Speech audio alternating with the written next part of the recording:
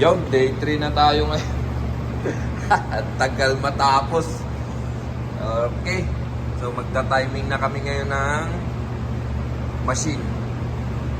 Okay. Ikot mo yan. Tapat mo dyan. Ganyan. Tapos i-measure natin dito. 516. Yan. Ayan. 13 and 516. Tapos doon sa may flat. Yan. Ganyan lang mag-timing ng 4max.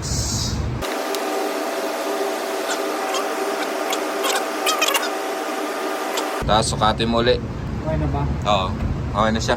Tapos sukatin mo ulit. Sukatin yung mold plate tsaka dito. 786 divided by 2. Half turn. 8 divided to 316. Ito, kuha ka ng 916. Tapos luwagan mo muna to. Yan o, luwagan yan. Luwagan mo muna to. Oo. So, over siya sa...